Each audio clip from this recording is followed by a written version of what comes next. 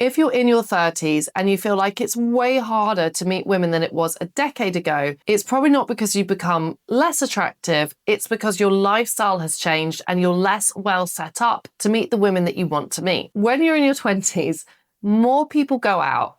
You may be meeting people through university or college, which gives you a natural social circle, and basically everyone's single. By your 30s, people have got into their careers, friends have coupled up, and that natural social infrastructure has disappeared. Before you know it, you've got less opportunities to meet someone, and when you do, more of the women that you like are already in relationships. The good news is you're not doomed, but to make this work, you are going to have to be more intentional about how you build your dating life than you were before.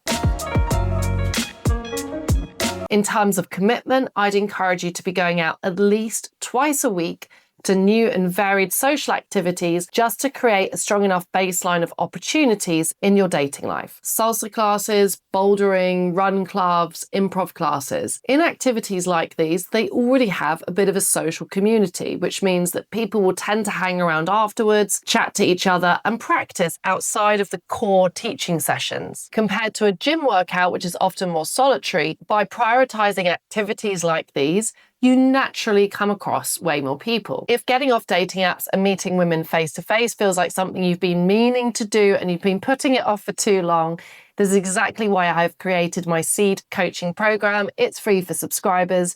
You just need to click the link beneath this video to get started. This is where most men get stuck. They turn up, they do the class, they go home, and then they wonder 6 months down the line, why haven't I met someone yet? One exercise I give my coaching clients to help with this is called the triple compliment challenge. When you go into a class, you set a mental timer or maybe a real one on your phone for 5 minutes. Within those first 5 minutes, you've got to pay 3 social compliments to people. This could be the class instructor, it could be another guy. These compliments could be really simple. Great shoes, nice moves, love the venue today. The purpose of this challenge is to socially warm up and to integrate. This is really important.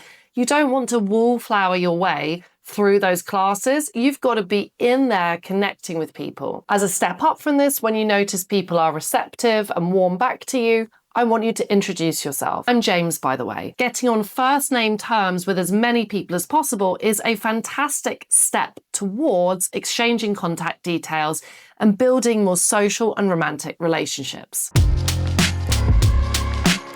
Choosing to move things forward is probably the biggest difference I see between men who just kind of attend hobbies and never really get anywhere, and men who consciously use hobbies as a way to meet women. If you've spoken to a woman a couple of times, your conversations are good, and you like her, please don't spend 6 months strategizing about how to ask her out. If that 6 months elapses, you're either going to be the friend or she'll have met somebody else. And also, if she is already dating somebody else, it's not a bad thing for you to know that information because there are many other single women for you to meet. And you also, at this stage of your life, need to filter. A great tip to move towards this without being like, hey, great leggings, you're really hot, let's go out, is simply to say something like, I'm heading to the station, come walk with me. Or let me walk you to the subway. Let me walk with you for 5 minutes. If she is at all interested, she will give you 5 minutes of one-to-one time at the end of class to get to know her better. In this one-to-one time, you have got a great opportunity to make the conversation feel more personal, to sense out the vibe.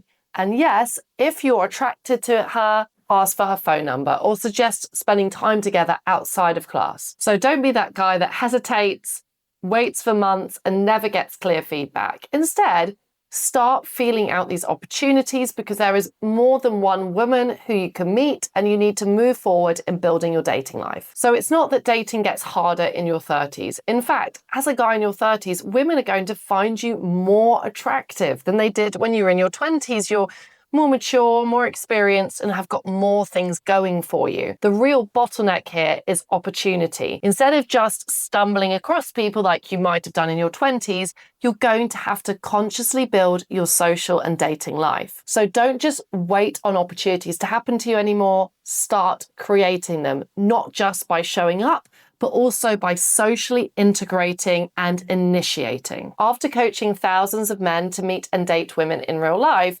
it sounds so simple, but lifestyle is really important. So let's get this locked in for you and start creating so many more opportunities. If you would love to get better at meeting, attracting, and dating women in the real world, and you would like a structured start point to do this, you'll really enjoy my Seed Coaching program. It's free for my subscribers, and you can access it by clicking the link beneath this video.